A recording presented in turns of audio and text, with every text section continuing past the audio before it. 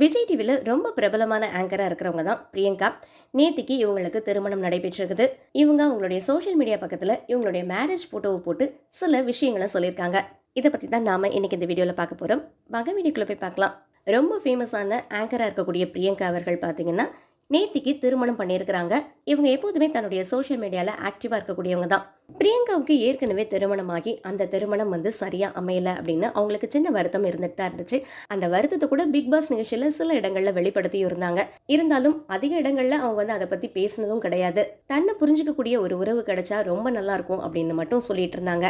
அது மட்டும் இல்ல, அவங்களுடைய அம்மாவும் பாத்தீங்கன்னா நீ மறுபடியும் கல்யாணம் பண்ணிக்கணும் அப்படின்னு கேட்டுக்கிட்டே இருந்தாங்களாம். இந்த நிலையில தான் யாரும் எதிர்பார்க்காத வகையில நேத்திக்கு வசி அப்படின்றவரை திருமணம் பண்ணியிருக்கிறாங்க. இவரு டிஜேவா இருக்கிறாராம். பிரியங்காவுடைய மேரேஜ்ல கலந்துகிட்ட இவங்களுடைய ஃப்ரெண்ட்ஸ் எல்லாம் இப்ப அவங்களுடைய மேரேஜ் போட்டோஸை சோஷியல் மீடியால பகிர்ந்து வந்துட்டு இருக்காங்க. இவங்களுடைய கல்யாணத்துல இவங்களுடைய ஃப்ரெண்டா இருக்கக்கூடிய நிரூப், பவானி, அமீர் இவங்கெல்லாம் அந்த கல்யாணத்துல கலந்துட்டு இருந்திருக்காங்க. அப்போ எடுத்திருக்கக்கூடிய போட்டோஸ் அண்ட் வீடியோஸ் இது எல்லாத்தையும் சோஷியல் மீடியால பகிர்ந்துட்டு இருக்காங்க. அது போலவே பிரியங்காவும் அவங்களுடைய சோஷியல் மீடியா பக்கத்துல தன்னுடைய திருமண புகைப்படங்களை பகிர்ந்து அந்த போட்டோவுக்கு கீழே என் வாழ்க்கையினுடைய சூரிய அஸ்தமனத்தை நோக்கி நான் போயிட்டு இருக்கேன் அப்படின்னு கேப்ஷன் கொடுத்திருக்காங்க.